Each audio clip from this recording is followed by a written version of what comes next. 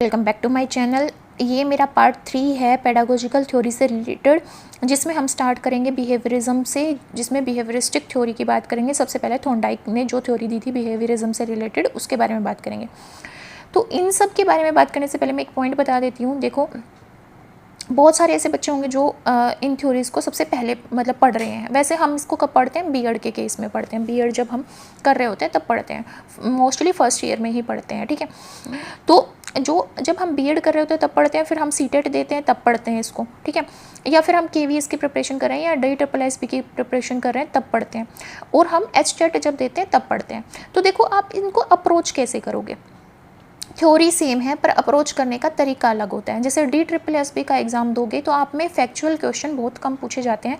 ये नहीं पूछेगा कि किसने थ्योरी दी, या थ्योरी की स्टेजेस क्या थी, या किस जैसे कौन से जी फैक्टर की बात किसने की, या मल्टीपल इंटेलिजेंस की बात किसने की। ये सब क्वेश्चन नहीं पूछेगा। वो एग्जाम्पल देगा, पूछेगा कि भाई ये एग्जाम्पल कौन से आइडिया को फॉलो करता है, बिहेवियरिज्म को फॉलो करता है, या कॉग्निटिव डेवलपमेंट को फॉलो करता है, या कंस्ट्रक्टिविज्म को फॉलो करता है। इस तरह के वो एग्जाम्पल पूछेंगे। हम इन थ्योरीज़ को अपनी एजुकेशन में एज अ टीचर कैसे इंप्लीमेंट कर सकते हैं, उससे रिलेटेड क्वेश्चन पूछेगा। तो जब भी आप इनको पढ़ो तो आप इनको इस तरीके से पढ़ोगे कि हम इनको एजुकेशन में कैसे अब इम्प्लीमेंट करेंगे, ठीक है। वो मेन इंपॉर्टेंट है। पर अगर आप HTET की प्रिपरेशन कर रहे हैं तो HTET की प्रिपरेशन करने के टाइम पे आपको फैक्चुअल पढ़ना पड़ेगा। ये पढ़ना पड़ेगा कि भाई मल्टीपल इंटेलिजेंस थ्योरी किसने दी, गार्डनर ने दी, 2 फैक्टर थ्योरी जो है स्पीयरमैन ने दी, या फिर हमारे कंस्ट्रक्टिविस्ट कौन है, पियाजे हैं या वाइगोत्से हैं। इस तरह से क्वेश्चन आप पढ़ोगे, कौन कौन सी स्टेजेस उन्होंने दी। ये सब क्वेश्चन फैक्चुअल जैसे दिए हैं वैसे ही आपको रटने हैं, याद करने हैं। वो हमारा HTET है। पर अगर आप CTET की प्रिपरेशन कर रहे हैं तो दोनों को मिला दो। HTET की जो है उसको फैक्चुअल को भी मिला दो और अंडरस्टैंडिंग को भी मिला दो। दोनों को मिला दोगे तो आप CTET की प्रिपरेशन करोगे, ठीक है। तो इस तरह से आपको अप्रोच करना है इन थ्योरीज़ को। सबसे पहले बात करते हैं बिहेवियरिज्म की। थॉर्नडाइक ने जो दिया, थॉर्नडाइक बोलते हैं कि जो रोल है इन्वायरमेंट स्टिमुलाई का, इन्वायरमेंट स्टिमुलाई क्या हो सकता है? किसी का बिहेवियर, कोई हम पे गुस्सा हुआ, हम उस पे गुस्सा हुए, तो वो गुस्सा होना, हमारे पेरेंट का हम पे गुस्सा होना क्या है? इन्वायरमेंटल स्टिमुली है। और मेरा सैड हो जाना क्या है? रिस्पॉन्स है। तो जो इन्वायरमेंट स्टिमुली है उसका मेजर रोल है क्या डिटरमाइन करने में, कि हमारे बिहेवियर को डिटरमाइन करने में कि कैसे हम रिएक्ट करेंगे। Learning in changing in behaviour, learning क्या होती है? हमारे बिहेवियर में चेंज आना। जैसे जैसे हम बड़े होते जाते हैं हमारा बिहेवियर चेंज होता जाता है, क्योंकि हमारे एक्सपीरियंस अलग अलग होते जाते हैं। तो ये क्या है? इस अप्रोच को, बिहेवियरिज्म को अगर हमें अप्रोच करना है तो हमें देखना पड़ेगा कि लर्निंग हम एक्सपीरियंसेस के साथ सीखते हैं। जॉन लॉक के यहाँ पे एक कॉइन करते हैं एक टर्म टेबुला रासा, जिसके बारे में आपने बहुत बार सुना होगा। टेबुला रासा के बारे में बात करते हैं जॉन लॉक, ठीक है। इन्होंने बोला है टेबुला रासा का मतलब क्या है? खाली स्लेट की तरह होता है एक बच्चा या एक बच्चे का दिमाग, ठीक है। ये क्लेम करते हैं कि जो इंडिविजुअल्स होते हैं वो बिना किसी चीज़ के बिल्ड हुए, बिना किसी कोग्निटिव डेवलपमेंट के, बिना किसी चीज़ के वो बोर्न होते हैं। उनके अंदर कोई मेंटल कंटेंट नहीं होता।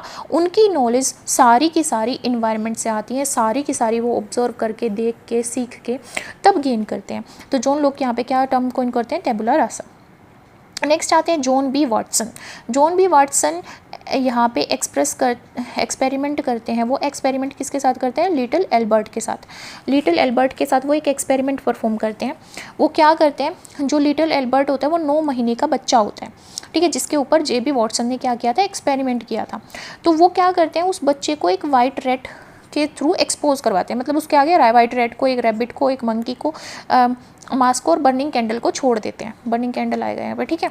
इस तरह से उसको एक्सपोज कराते हैं, अलग अलग स्टिमुलस देते हैं, ठीक है। और वो क्या करते हैं?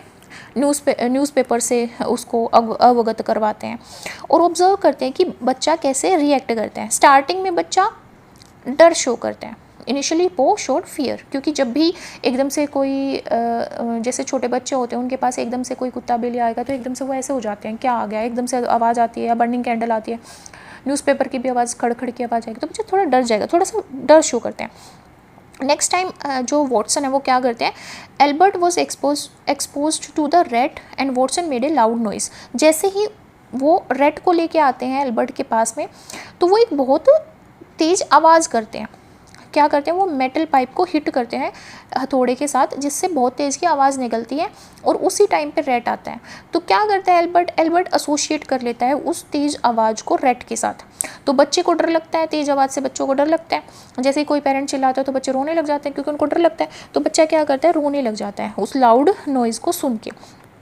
एल्बर्ट क्या कर रहा है, एसोशिएट कर रहा है उस फ्राइटनिंग नॉइज़ को, उस तेज़ आवाज़ को किसके साथ, वाइट रैट के साथ, कि शायद इस रैट के आने से आवाज़ निकल रही है। उसको पता नहीं है अभी, इसीलिए वो डर जाता है और रोने लग जाता है। ठीक है, जैसे ही बाद में बार बार ये चीज़ करवाएंगे तो बार बार क्या करने लग जाएगा, आवाज़ आए या ना आए, वो जैसे ही रैट को देखेगा वो रोने लग जाएगा। तो वॉटसन ने इस एक्सपेरिमेंट से क्या परसीव किया कि जो कॉन्शियसनेस है, to be a plain assumption, कि ये जो कॉन्शियसनेस है उसको, जो ये जागरूकता आई उसके अंदर कि रैट दिख के बेकार की आवाज़ आएगी और उसको डर लगेगा, ये जो अजम्पशंस आया वो किससे आया, ये जो अजम्पशंस आया कि शायद रैट के दिखने से आवाज़ भी आएगी, ये उसने कॉन्शियसली गेन किया है, कॉन्शियसली क्या किया, परसीव किया है। ठीक है, फिर आते हैं थॉर्नडाइक E.L. थॉर्नडाइक, जो ट्रायल एंड एरर के बेसिस पे बिहेवियरिज्म की थ्योरी देते हैं। ट्रायल एंड एरर थ्योरी होती है इनकी behaviourist theory. Trial and error theory ये बोलती है कि बार बार ट्राई करके और एरर, पहले स्टार्टिंग में कोई भी इंसान कोई प्रॉब्लम सोल्व करने की कोशिश करता है, वो एरर क्रिएट करता है, फिर बार बार वो कोशिश करता है तो उससे सही सॉल्यूशन निकलने लग जाता है। वही एक्सप्लेन करती है ट्रायल एंड एरर थ्योरी। यहाँ पे जो थॉर्नडाइक थे उन्होंने किसके साथ एक्सपेरिमेंट किया था, हंग्री कैट के साथ। उन्होंने हंग्री कैट को पजल बॉक्स में रखा, ठीक है, और एक फ़िश को बॉक्स से बाहर रख दिया थोड़ी सी दूरी पे। ठीक है, तो वो क्या कर रही थी, जो कैट थी वो बार बार उछल कूद कर रही थी फ़िश खाने के लिए, तो गलती से उससे क्या होगा, लेवर प्रेस हो गया, दरवाज़ा खुल गया और वो जाके फ़िश को खा लेती है। तो बार बार ट्राई करके वो उछल रही थी, तो उसको समझ में आया कि हाँ भाई, इस पर हाथ लगने से, इस पर टच होने से दरवाज़ा खुलता है, तभी मेरे को खाना मिलता है। तो उसने क्या कर लिया, सीख ली वो चीज़ बार बार ट्राई करके। तो इससे कंक्लूजन क्या मिला कि जो लर्निंग होती है वो ट्रायल और एरर पे बेस्ड होती है। पहले हम क्या करते हैं, थ्योरी पढ़ते हैं, फिर क्या करते हैं, हम MCQ सोल्व करते हैं। MCQ सोल्व करते टाइम हमें समझ में आता है यार ये कंसेप्ट हम भूल गए हैं, ये इस साइंटिस्ट की थ्योरी हम भूल गए हैं, फिर दोबारा से हम रिवाइज़ करते हैं, फिर दोबारा से MCQ सोल्व करते हैं। तो ये क्या है, ट्रायल एंड एरर थ्योरी है, जिससे हमारी क्या हो रही है, लर्निंग हो रही है। तो his theory known as connectionism theory, किसकी थ्योरी, थॉर्नडाइक की थ्योरी, ट्रायल और एरर में, मतलब ट्रायल में और लर्निंग में बार बार हम सीख के करके सीख रहे हैं। तो कनेक्शनिज्म थ्योरी बोला गया है लर्निंग की जो थ्योरी है ट्रायल एंड एरर वाली, इसको क्या बोला गया है, कनेक्शनिज्म थ्योरी बोला गया है। According to Thorndike, learning is incremental, learning बढ़ती जाती है, नॉट इंसाइटफुल, ये हमारे इंटरनल नहीं हो पाती, इंसाइटफुल लर्निंग नहीं हो पाती, मतलब व्यवहार में नहीं आ पाती, बट ये वृद्धि करती रहती है। ये बात किसने बोली है, थॉर्नडाइक ने। लर्निंग क्या होती है, डायरेक्ट होती है and non affected by mental process and ideas, ये हमारी मेंटल प्रोसेसेस और आइडियाज़ से अफेक्ट नहीं होती। ऐसा बोला किसने है, थॉर्नडाइक ने, बट ऐसा नहीं होता। हमारी मेंटल प्रोसेस हमारी डिफाइंड अफेक्ट करती है आइडियाज़, मतलब लर्निंग को, और हमारे आइडियाज़ भी लर्निंग को अफेक्ट करते हैं, बट थॉर्नडाइक ने क्या बोला है कि नहीं करते। अब थॉर्नडाइक ने अपना लॉ ऑफ लर्निंग दिया है, जिसमें उन्होंने प्राइमरी और सेकेंडरी दो लॉ दिए हैं, किसके, लर्निंग के। यहाँ पे थॉर्नडाइक ने अपने लर्निंग के दो लॉ दिए हैं, प्राइमरी और सेकेंडरी। प्राइमरी लॉ में वो बात करते हैं लॉ ऑफ रेडीनेस की, law of exercise and practice, law of effect, जिसको पॉजिटिव और नेगेटिव इफेक्ट में क्लासीफाई किया जा सकता है। तो लॉ ऑफ रेडीनेस का मतलब क्या है कि लर्निंग जब होती है, जब कोई जो बच्चा है, सीखने वाला चाइल्ड है या फिर इंडिविजुअल है, वो रेडी होता है सीखने के लिए। रेडी कब होगा, जब वो फिजिकली और मेंटली क्या हो जाएगा, डेवलप हो जाएगा। जब वो फिजिकली एंड मेंटली कोई चीज़ सीखने के लिए प्रिपेयर्ड है, तभी वो क्या कर पाएगा, सीख पाएगा। तो ये बात कौन बोलता है, लॉ ऑफ रेडीनेस। अगर एक इंसान रेडी नहीं है तो हम उसके साथ क्या कर रहे हैं, फोर्सफुल लर्निंग करवा रहे हैं, जिसमें फ्रस्ट्रेशन क्रिएट होती है और बच्चा सीख नहीं पाता।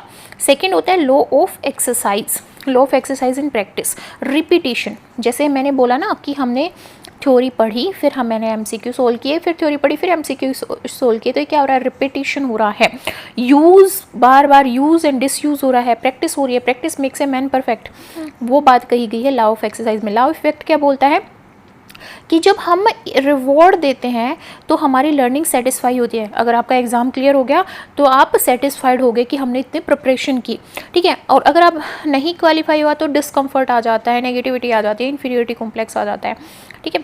सेकेंड लॉ ऑफ लर्निंग जो किसकी थ्योरी में दिया गया है, थॉर्नडाइक की थ्योरी में दिया गया है, वो क्या है यहाँ पे, law of primacy.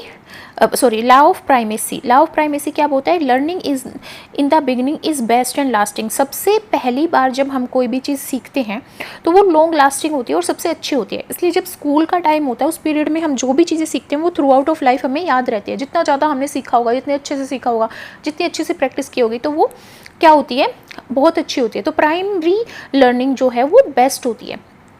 Law of recency, we remember recent things better. जो रिसेंट चीज़ें होती हैं, जैसे एग्जाम टाइम पे हम रिवाइज क्यों करते हैं, ताकि हमें चीज़ें याद रहें, क्योंकि एक गैप के बाद हम भूल जाते हैं, ठीक है। तो रिसेंसी, हमारी जो रिसेंट चीज़ें होती हैं वो हमें अच्छे से याद रहती हैं। Law of intensity and stimulus, multiple response, जब मतलब जनरेट क्या करती है, मल्टीपल रिस्पॉन्स। कितना ज़्यादा इंटेंसिटी है हमारी चीज़ों की, वो क्या करती है, हमारे मल्टीपल रिस्पॉन्स जनरेट करती है। जो सेकेंडरी हमारी लॉ है लर्निंग का, वो क्या बताता है, law of set and attitude के बारे में बताता है। ये बोलता है कि जो हमारे सेट एटीट्यूड है वो क्या करता है, लर्निंग को अफेक्ट करता है। पॉजिटिव एटीट्यूड हमारी लर्निंग में हेल्प करता है, नेगेटिव एटीट्यूड हमारी लर्निंग को नेगेटिवली अफेक्ट करता है। देन आता है law of analogy. Law of analogy, जो एनालॉजी का लॉ है वो क्या करता है, वो सिमिलरिटी या एनालॉजी का लॉ जो है इसको अप्लाई किया गया है, नेशनल करिकुलम फ्रेमवर्क 2005 में इसको अप्लाई किया गया है, जो हमारे ओल्ड एक्सपीरियंस के बेसिस पे हम यूज़ करते हैं। मतलब ओल्ड एक्सपीरियंसेस के बेसिस पे नई प्रॉब्लम्स को सोल्व करना, नई सिचुएशन से डील करना, अप्लाई करना उन नॉन मेथड को जो हमने पहले सीखे थे एक नई प्रॉब्लम को अप्रोच करने के लिए, नई प्रॉब्लम को सोल्व करने के लिए। लॉ ऑफ एनालॉजी या सिमिलरिटी कंसेप्ट कहलाता है, जिसको किसने फॉलो किया है, नेशनल करिकुलम फ्रेमवर्क 2005 में फॉलो किया गया है। लॉ ऑफ, इसको क्या बोला जाता है, learning is associated with experiment, कि जो लर्निंग है वो एक्सपेरिमेंट के साथ एसोसिएटेड है, क्योंकि हम पहले सीखी हुई चीज़ों को नई प्रॉब्लम सोल्व करने के लिए यूज़ करते हैं, तो हमें एक्सपेरिमेंट करते हैं। नेक्स्ट है law of associative shifting. Law of associative shifting का मतलब है शिफ्ट करना सेम रिस्पॉन्स को नए स्टिमुलस पे, respond to signal instead of word, word की बजाय सिग्नल पे रिस्पॉन्ड करना, क्या है, law of associative shifting. Next है लॉ ऑफ पार्शियल एक्टिविटी या प्रीपोटेंसी। लॉ ऑफ पार्शियली, क्या बोलते हैं इसको, लॉ ऑफ पार्शियल एक्टिविटी या प्रीपोटेंसी। देखो पार्शियल एक्टिविटी का मतलब क्या है, जैसे बच्चे पढ़ते हैं, एग्जाम से पहले पढ़ रहे हैं, तो वो क्या करते हैं, इंपॉर्टेंट टॉपिक पे ज़्यादा ध्यान देते हैं, और जो ज़्यादा इंपॉर्टेंट नहीं है, ज़्यादा मार्क्स कंसिस्टेंट नहीं करता, जिसका वेटेज कम होता है, उसको स्किप भी कर देते हैं या रिवाइज नहीं करते। तो क्या कर रहे हैं यहाँ पे, लॉ ऑफ पार्शियल एक्टिविटी को फॉलो कर रहे हैं, क्योंकि जो इरेलीवेंट टॉपिक है या इरेलीवेंट इन्फॉर्मेशन है उसको इग्नोर करना और रेलिवेंट इंपॉर्टेंट इंफॉर्मेशन पे ध्यान देना, तो वो क्या कहलाता है, लॉ ऑफ रेडीनेस या प्रीपोटेंसी।